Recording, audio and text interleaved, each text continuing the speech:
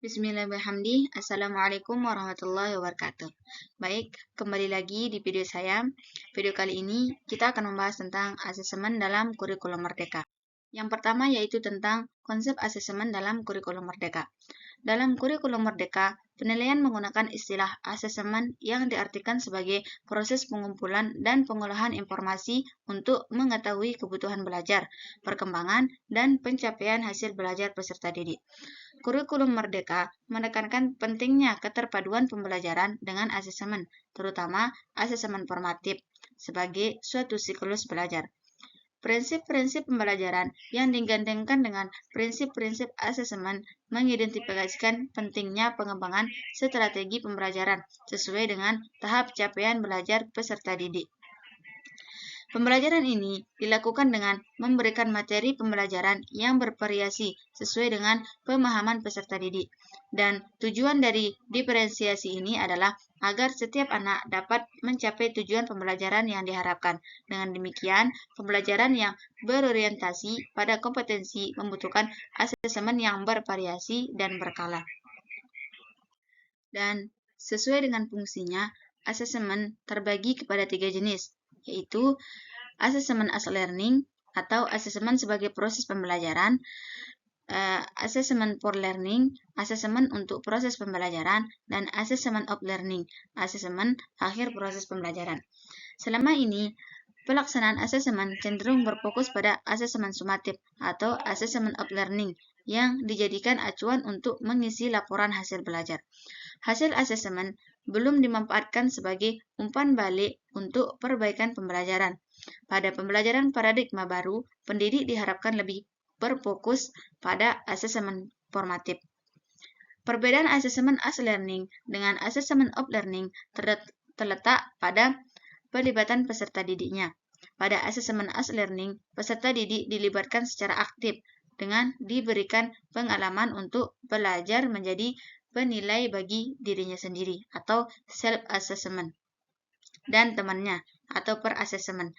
Sedangkan asesmen of learning merupakan sebagai asesmen sumatif yang dilakukan pada akhir proses pembelajaran. Dalam kurikulum merdeka, asesmen diagnostik menjadi penting karena bertujuan untuk mengidentifikasi kompetensi, kekuatan, kelemahan peserta didik. Hasilnya dapat digunakan peserta didik sebagai rujukan dalam merencanakan pembelajaran sesuai dengan kebutuhan pembelajaran peserta didik. Adapun prinsip-prinsip dalam asesmen pembelajaran. Yang pertama yaitu asesmen merupakan bagian terpadu dari proses pembelajaran, fasilitasi pembelajaran, dan penyediaan informasi yang holistik sebagai umpan balik untuk pendidik, peserta didik, dan orang tua agar dapat memandu mereka dalam menentukan strategi pembelajaran selanjutnya. Yang kedua yaitu asesmen dirancang dan dilakukan sesuai dengan fungsi asesmen tersebut dengan keleluasaan untuk menentukan teknik dan waktu pelaksanaan asesmen agar efektif mencapai tujuan pembelajaran. Asesmen dirancang secara adil, proporsional, valid, dan dapat dipercaya untuk menjelaskan kemajuan belajar, menentukan keputusan tentang langkah, dan sebagai dasar untuk menyusun program pembelajaran yang sesuai selanjutnya. Adapun jenis-jenis asesmen dalam kurikulum merdeka. Terdiri dari 3 jenis. Yang pertama yaitu asesmen diagnostik, yang kedua asesmen formatif, dan yang ketiga yaitu asesmen sumatif. Yang pertama yaitu asesmen diagnostik, yang dimana asesmen diagnostik ini bertujuan untuk mengidentifikasi kompetensi, kekuatan, kelemahan peserta didik. Hasilnya digunakan pendidik sebagai rujukan dalam merencanakan pembelajaran sesuai dengan kebutuhan pembelajaran peserta didik. Dalam kondisi tertentu, informasi terkait latar belakang keluarga, kesiapan belajar, motivasi belajar, minat peserta didik, dan beberapa informasi lainnya tentang anak didik dapat dipakai sebagai bahan pertimbangan dalam merencanakan pembelajaran.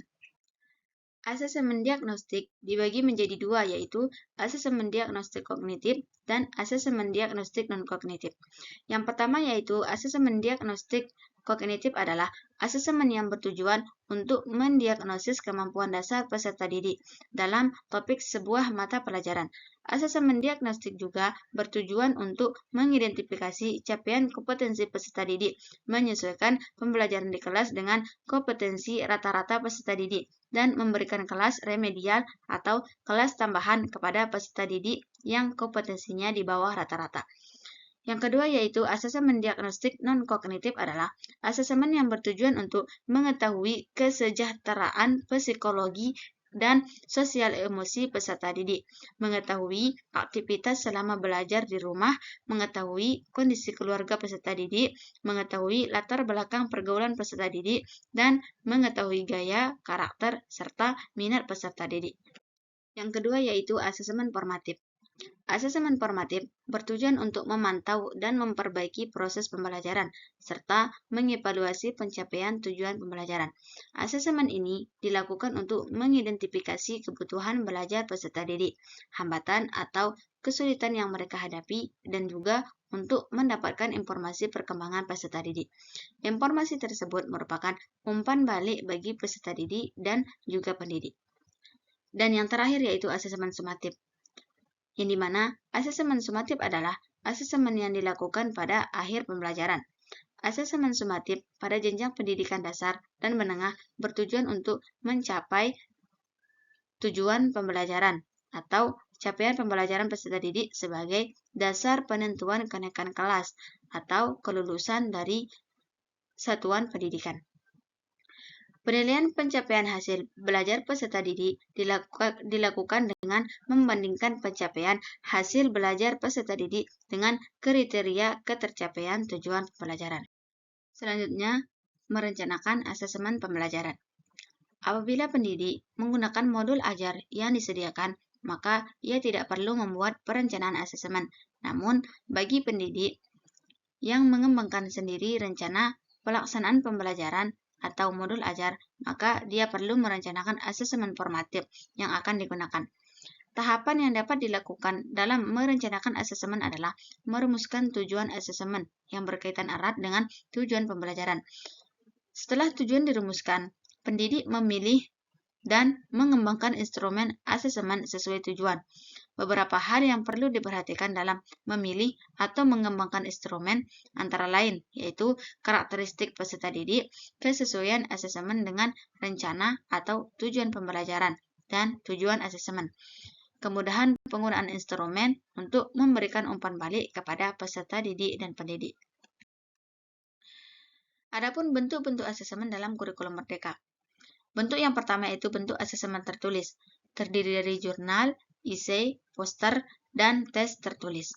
Dan bentuk yang kedua yaitu bentuk asesmen tidak tertulis, yang terdiri dari diskusi kelas, drama, produk, presentasi, dan tes lisan. Yang terakhir yaitu penyusunan instrumen penilaian, yang terdiri dari penilaian sikap, penilaian keterampilan, dan yang terakhir tes tulis. Mungkin hanya itu saja penjelasan tentang asesmen dalam kurikulum merdeka. Demikian, semoga bermanfaat. Wassalamualaikum warahmatullahi wabarakatuh.